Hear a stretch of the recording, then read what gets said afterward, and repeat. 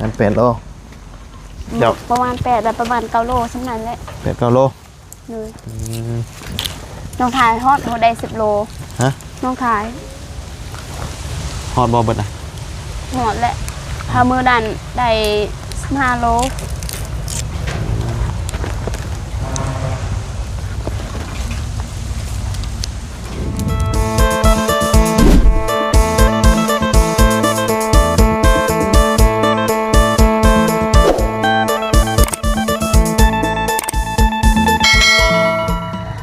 มาเข้ามาหาทั้งน้องไม้น้องไทยเอาก่อนพี่น้องกันเนาะสำหรับเด็กน้อยขยันคนเก่าคนเดิมพี่น้องเนาะมาครั้งนี้ว่าสิมีอย่างเปลี่ยนแปลงเนาะแต่ว่ามาแต่ละเทื่อนี่บ่ได้ผิดหวังพี่น้องกันเนาะของที่ว่าเพิ่นไปหามาขายนี่ต้องมีพี่น้องกันเนาะเอามารอบนี้มาบุญกันว่าสิเป็นอีหยังพี่น้องกันเนาะลมเย็นว่อยๆจำบ่นี้เอาก่อนอื่นครับสบายดีและสวัสดีพี่น้องกันเบิดสุขุสุขคนพี่น้องเนาะพบพ่อกันมื้อนี้ก็พาให้พี่น้อง FC ที่เข้ามารับชมเนาะเบิ่งทางน้องไม้น้องทายเฮาเนาะทางครอบครัวเนี่ยพี่น้องเอ้ยตัวผู้มาก็เห็นเต็มอายะอยู่แต่ว่าทางนี้เพิ่นตากเอาเนาะทางนี้ตากเปลือกอยู่นี่ตากอันนี้มันสิได้ราคาดีกว่าเนาะนี่เลยอันตัวตากแล้วนี่เป็นกำเนาะแต่ว่ากระเบาตัวนี้แต่หัวโลเท่าไหร่โดโหอยู่เจไปเจมันคือใช้ลายอยู่ตามเบิ่งนี่เนาะโอ้ยเนาะสบายดี ได้ลายวะทั้งน่ะโอ้ยสบายดีเด้อโอ้ยอยู่เจโดยอยู่เจไปเจมันได้เนาะโอ้มือเดียววะนี่ว้าคือได้ลายแท้ว่าได้ว่าลายมันลายป่ะมือนี่นะอันต่างนั้นของไผ่จ้ะของแม่เขากับพ่อเขาบ่ด้วยอันนี้ของเจ้าบ่นี่นะด้วยของเขาโอ้เนาะถือว่าได้หลายได้นี่โอ้ยน้องเลยเนาะนี่ของไม้น้องไทยให้แต่ของน้องไทยเลยนั่นก็ฮะดีรุมนั้นเจ้าของไปไหนเข้าห้องน้ำแล้วอาบน้ำเลยหนาวเลยเนาะต้องอาบน้ำแต่เว้นเลยเนาะไวเลยเนาะไวเร็วไปจ้ามันหนาวยันหนาวด้วยหนาวแล้วยามนี่ยามลมเนาะด้วยต้องหนาวเป็นธรรมดาน้องเลยเย็นไงมาสังเกตโอ้ได้หลายเนาะของเจ้าเนาะด้วยโอ้ตากแห้งเอาดิบ่เขาไม่ได้ตากแห้งเอ้า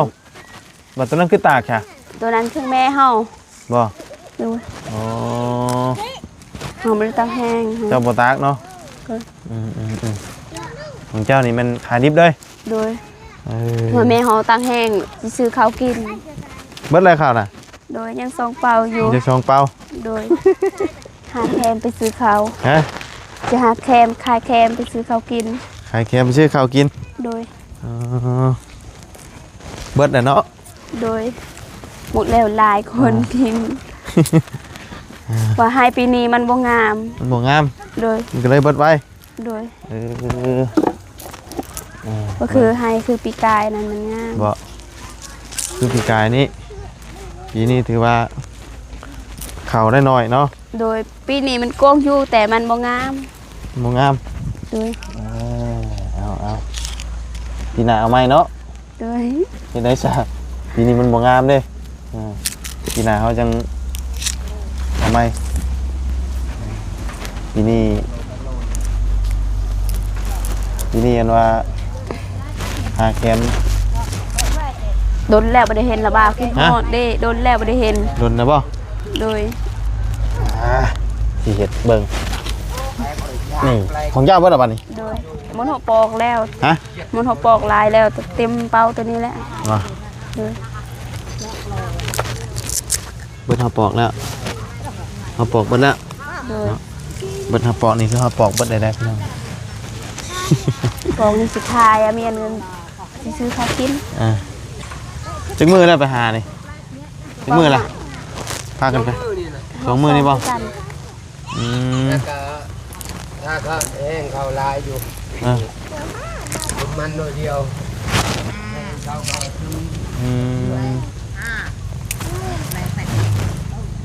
แต่มื้อนั้นเมื่อแต่เฮือนแม่ตู้ว่าส่งแฮงแม่ตู้มื้อนั้นบ่ได้ไปหาแขง บ่ได้ไปหาจ้ะ โดย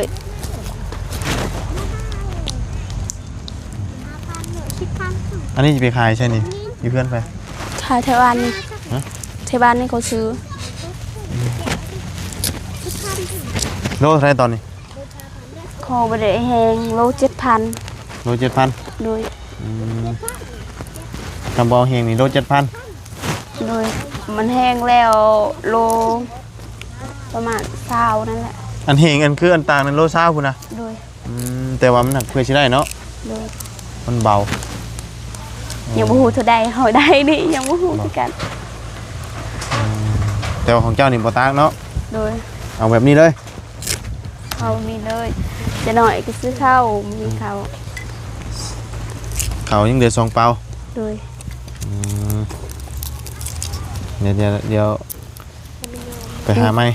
โดยไปหาอะไรก็ต้องไปหานี่ว่าเมียนเงินเอาซื้ออาหารกินแน่ซื้อข้าวนี่ ย่อย ว่าเสียค่าไฟค่าน้ำแน่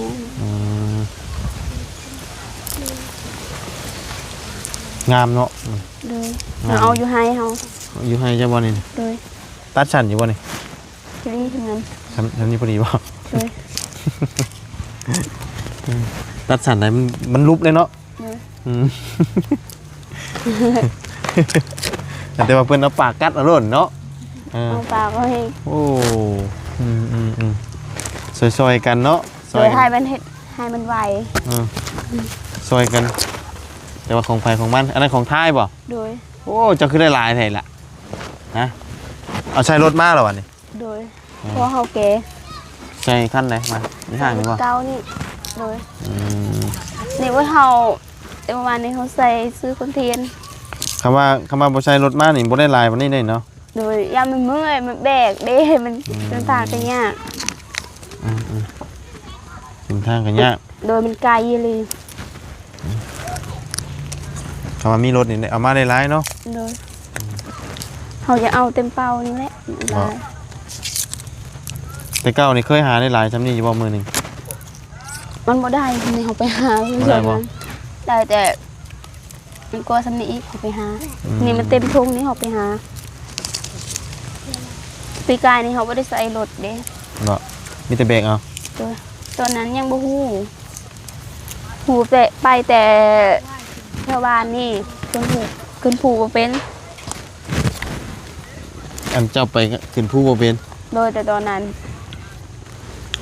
ยามเป็นล่มอยู่ในหู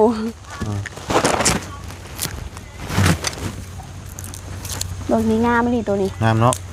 พวใหญ่เนาะ โดย ไปสิหมุนเอาได้นี่ก็โอ้เจ้า ยังบนเร็วๆยังทำนั่นแหละ บ่ได้ง่ายเด้นี่หญ้านี่ก็ได้เนาะ โดย อันนี้เอาน้ำให้เจ้าเองเหรอวะ โดย เขามาไปเอาให้คนอื่นเพิ่นให้กันนี่เนาะ เขาอยากได้คือกันว่าสิขายบ่ได้ปอกก็มีคือการขายอยู่ในเวียดโล 5,000ก็ซื้อ คำว่าเฮาบ่ปอกกินบ่ โดย โล5,000 โดย นายเพิ่นไปปอกเอง เขาตัดแหงเขาปอกเอง ระวังปอกกับบ่ปอกฮะ เขาบอกมันไทยลุงเบียดพันลุง 5,000ดงเป็นกี่เท่าไหร่บัดนี่3,000กีบถามบ่ปอกเนาะ โดย 3,000กีบถามว่าบ่ปอกของเจ้านี่คิดว่าสิได้จักพันนี่อันนี้คิดในใจ โอ้โห ฮะ ประมาณได้ละ100,000เท่านั้น อันนี้บ่ โดยทางหมดนี้ ทางเบิดนี่บ่ โดยแต่มือนั้นก็ซ้ำนี้คือการเฮาได้เซตนึง เนาะ ให้ซื้อข้าวเนาะทางร่วมกันน้องทาย50เฮาคนละ50 50โดยอาลาเมียนแน่ เมียนแน่เนาะ โดย บ่ได้ใช้จ่ายเนาะ จะโดยบ่มีเงินที่เสียค่าไผบ่มีแล้ว โดย บ่ได้เมียน ต้องเก็บไว้แน่เนาะ โดย แต่ว่าเฮ็ดสั่นเพิ่นจัก ดีแล้ว ได้อยู่บ่ โดย กัดเอาบ่ไหวเด้อกัดเอาเนาะ ครับ ปากแตกแหละ เฮ้ย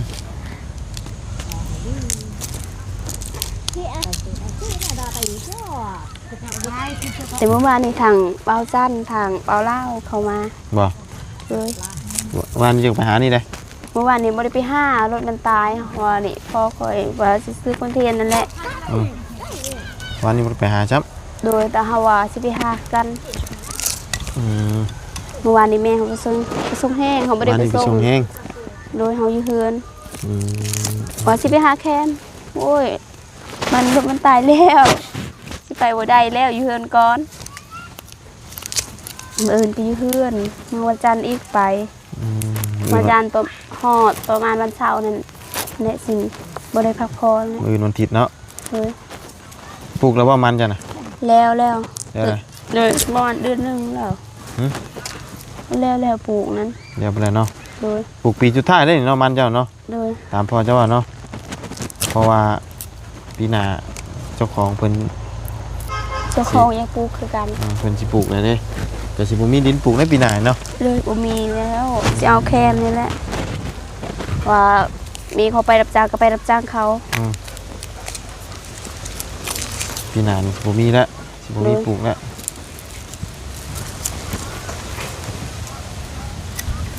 บ่มีบันดินมีแต่เฮ็ดดินหมูซื่อ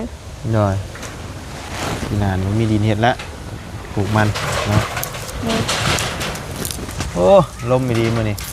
มันหน้าไว้ลี่มื้อนี้ หนาวดีได้มื้อนี้เย็นจ่อยจ้อย น้องทายแหละไว้แท้ก่อน ไปคิดว่าสิได้แสนของเจ้าน่ะฮะ เขาว่าฮอดประมาณ70นั้น ประมาณ70บ่ปันกันเด้อเงินน่ะ แต่เมื่อวานนี้ถามบ่าวอุ่นมันป้าบ่าวอุ่นชลวันที่มาให้เงิน50เฮา อืม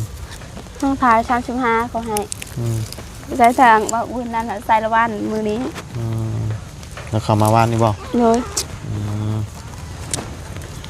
เราก็ดีใจเห็นทางระบาวมา อืม โดนแล้วบ่ได้เห็นหน้ากินโหด เลยโดนมาเทื่อเนาะเอ้ยซะโดนพี่น้องเอ้ยเนาะกลับมาแล้วก็มาเยี่ยมเทื่อละครั้งนั่นแหละอย่างใดจ้ะมาเบิ่งวิถีชีวิตเพิ่นนี่แหละก็คือเก่าเนาะมายามใดก็มีตลอดแนวเฮ็ดแล้วนี่ตามฤดูกาลนะถ้ายามหน่อไม้ก็แม่นหน่อไม้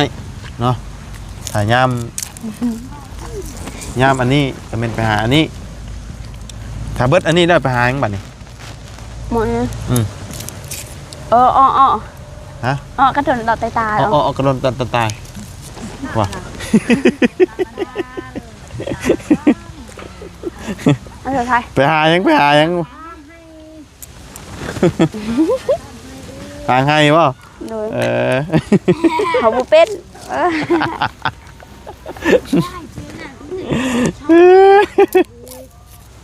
บริยืนมีแต่เห็ดเวียง อืม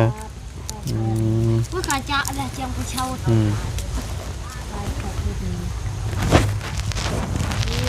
เพื่อสิแล้วนี่เฮิงเติบได้นี่ยันค่ำเต็มไว้นี่ อยากทำเลยแหละ หาโมงเลยนี่ ก็ได้กินเลยค่ะมัน ฮะ ทำก้อน ค่ำก่อนบ่ เลยบริไหวให้บอก เราบ่ต้องตัดก็ได้เนาะส่วนมันเนาะออกเล็กหน่อยเนาะเดี๋ยวมันสิบ่ได้ราคาเอายาวๆเอาจังได๋น้ำหนักเนาะ เลยสมัยเขาไม่ได้ตัดแล้วสมัยเอาใส่เลย เพิ่นบ่ได้ติติ บอ เวลาเอาไปขายนะขอแค่ปอกนะเนาะ โดยก็บริตีให้ตัวยาวนี่แหละเขา ฮะ เอายาวๆนี่เขาอยากได้ มันจังได้เสียบง่ายเนาะเวลาเฮาไปหยิบเนาะ เลยเบิ่งมันขายลายเลยเขาได้ ระยะก็ไปบ่ บอเขาอยู่เฮือนปอกข้างแม่เฮา ของแม่นี่ตากเนาะ โดย ของ แม่ก็พอ ของแม่ก็พอนี่ตากของเจ้าสองคนนี่มันขายดิบ โดยขายดิบเลย เพราะว่าตากนี่ใช้เวลาจักมือตากเขาจังได้ขาย 3 มื้อนั่นแหละเขาแห้ง 3มื้อแห้งเนาะ โดย มันขายได้เลย เขายังไม่ได้ขายให้ลายก่อน เพราะว่าขายแห้งนี่เขาต้องใช้จำนวนหลายเนาะ โดย เพราะว่ามันเบาเด้มันบ่ได้โลมัน โอ้ยลายดีดอก โอ้หลายดีเนาะไทยเนาะไปขายเลยบ่นี่ Ủa nhà cô ฮะ ยังปอ แบ่งมาเบิ่งดูฮะ แบ่งมาเบิ่งแน่นี่แบ่งมาพี่คือหลายแท้โอ้มาพี่ว้าดูของเพิ่นเบิ่งอะกะว่านักเท่าไหร่นี่ฮอดบ่10โล บ่ฮอดประมาณ8โลนั่น มันเป็นโลเนาะ ฮอดเลย8 มันเป็นโล เดี๋ยว ประมาณ8แบบประมาณ9โลซั่นนั้นแหละ 8-9 โล เลย อืม น้องทายฮอดได้10โล ฮะ น้องทาย ฮอดบ่เบิดน่ะ ฮอดแหละถ้ามื้อนั้นได้15โล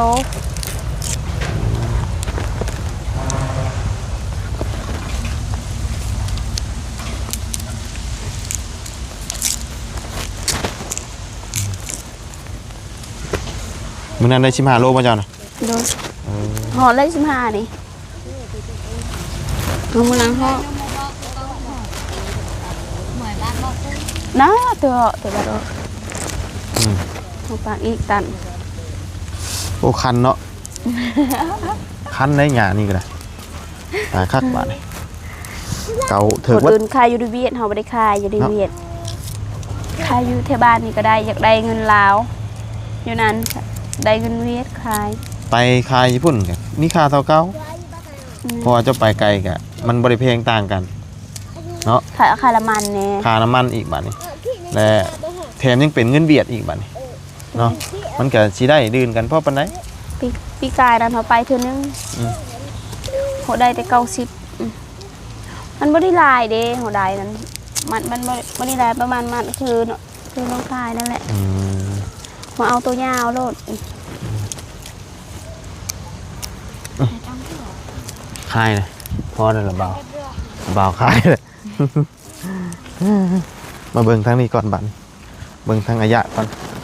ทางเมทางนี่เราก่อนบาดนี่ โอ้ย เอาสิทางคายเอาสบายดี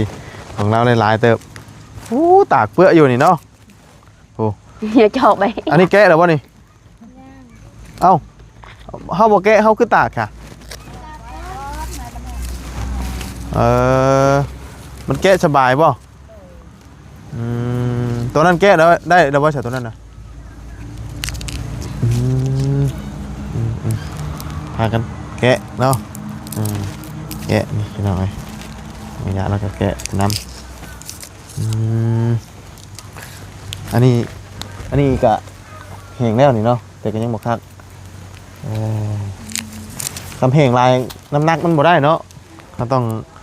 ให้อันว่าบ่ต้องแห้งคักปานใดเพิ่นติอย่าบอกคำมันบ่แห้งนี่ติได้เนาะน้ำหนักมันนั่นเนาะ ต้องให้เห็นห่าวคักๆเด้นี่เอา หมดคือทาง สิพากันขายเลยของเพิ่น ไม่บอกก็ สองคนเพิ่นสิพากันขายเลยนี่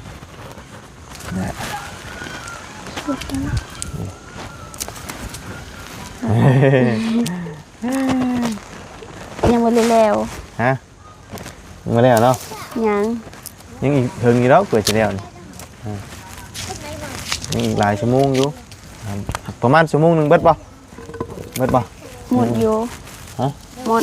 เบิดเนาะ โดย ประมาณชั่วโมงหนึง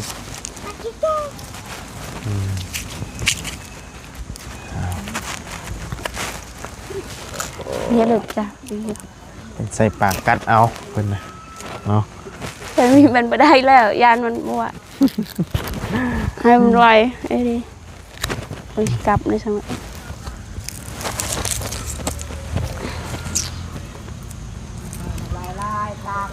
เลยต้องเอาลายๆเอามาตากเลยหาเงินชื่อข้าวชื่อน้ำเลยเนาะ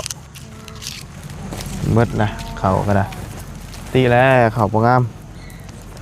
โอ้ยคันขาละบาดนี่ โอ้ย เนาะคันเนาะมาคันได้หยาวะ บ่แม่นคือปีกายนั้นงามก็ได้อยู่พอกิน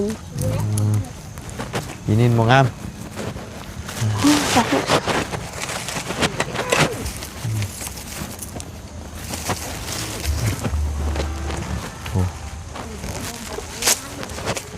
ว่าจิ้มเอา แกะ ของเพิ่นก็หลายกัน โอ้ยสากไหลโอ้ยบ่ได้เลยสากนี่เนาะเนาะสากไหลนี่ของเพิ่นหลายกันนี่โอ้ ให้เห็ดมันประมาณ2 มัด เนาะ แหละ หลายเติบของเพิ่นก็ได้ใส่หลายคักอยู่เนาะ มือนี้แดดไอ้ลี่ไปหา ฮะ มือนี้ม่วนไอ้ลี่มันแดดไปหาม่วน บ่ ม่วน มันแดดน่ะม่วนเนาะ โดย คำมันบ่แดดเด้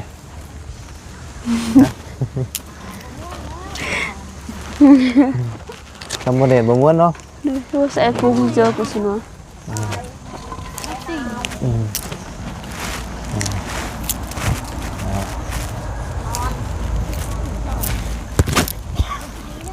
แกะอีกเล็กน้อยโอ้คันขาพี่น้องเอ้ยมันถือขาเนาะแล้วคันบ่อันหยานี่แล้วเนาะคันครับบ่แกะละบาดนี่มันจะนั่งเบิ่งกันนะคันขาเก่ากลายเป็นโปกแล้ว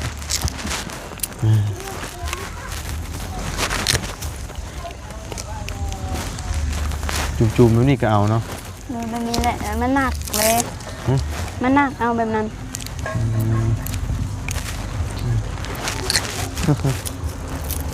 หนึ่งข้าวหนึ่งน้ำเลยบ่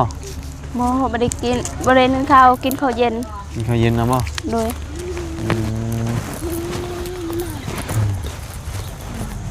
กินข้าวแรงก็ยังไง ยังหูบ่มีอาหารกิน มีอาหารกินจับ เลยสิกินผักกาดนั่นแหละ ประกาศบ่ ระบามามื้อหน้าก่อนบอกเด้อระบามือเขาสิเอาให้ผักกาดอยู่ในน้ำห้วยนั้น ได้หลายบ่ หลาย เอา อยู่นี่เขาปลูกคือกันปลูกมักแตง หมูหมักแตงของเราปะกันยาวเลยเลยแทบจะบริตัดเลยเนาะ โดยพอแล้ว ฮะ บริตัดแล้ว แทบจะบริตัดเลยตัดหน่อยหนึง โอ้ยเฮีย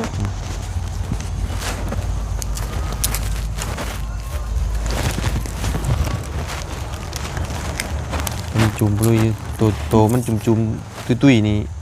มันอยากอ่อนเลยเนาะ เดือมันงามเอาเท่านั้นน่ะมันหนักแน่ เอาแกงกินก็ได้เด้มันอ่อน บ่มีหน่อไม้เอาแกงนี่ก็ได้ แกงก็ได้เด้ มีสำเนียงสวยงามด้วย แล้วไม่มีบ่ชั่วโมง ไปหาก็มีอยู่ ก็พอได้อยู่เนาะ โดยได้หลายสันแกงนี่ ทำแกงพอได้เนาะ โดยเมื่อวานนี่กินหน่อไม้ทั้งวัน ทำมาหาคานี่ยากๆเลยบ่ เออ เบิดได้เนาะ มันยังหมดแล้วมันยากไปหาว่าชมพอกินก็ได้อยู่ไปหาอยู่แถวน้ำห้วยนั่นแหละสิได้ เลย แถวภูมันบ่มีแล้ว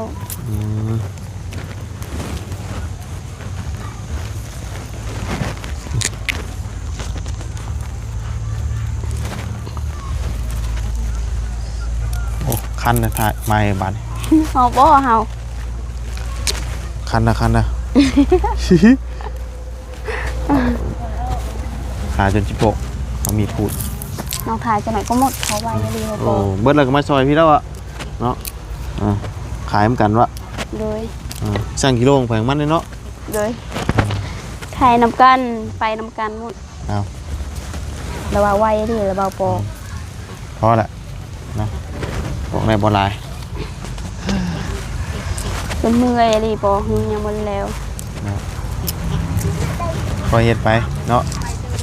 มันมืดกันใต้ไฟเอา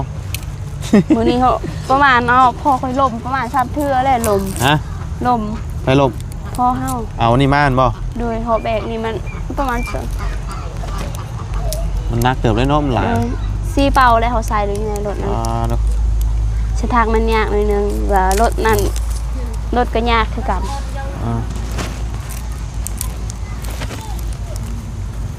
เอารถห่างใส่แต่ว่ามันก็ยากคือเก่าละทางมันอันนี้ใส่หลาย ถ้ามันบ่ได้ คือเส้นทางแบบนี้ได้เส้นทางนั้นมันยากอะไร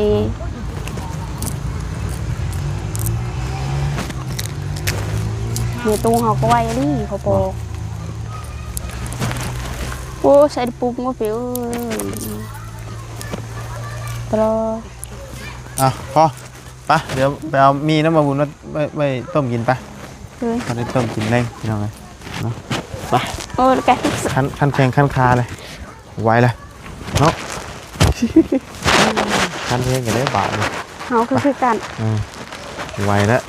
เนาะทั้งนั้นยังไม่เรียกเลยไปเดี๋ยวไปหามีต้มก่อนอันนี้ที่ตากคือยังตัวนี้ เขาต ตากตามเห็ดน้ำพักนะ ำเลย อืม เขาเอาแถวโซนเขาแถวนี้ บ่ กูไม่ได้เอาอยู่นะฮะ ตัวนี้นี่ได้แล้วตัวนี้เนาะ ได้แล้วได้ขายแล้วสำนัน ขายได้แล้วตัวนี้เบิดนี่ฮอตโลอยู่กับบุ้น หอดและประมาณ2 โลนั่น ลงโลบ่ เลย ประมาณนี้เนาะวัน40,000 กีบตากกองไว้นี่แหละไปเดี๋ยวไปเอามีให้เพิ่นต้มก่อนเอาต้มต้มกินเร่ง ขอบใจ เอ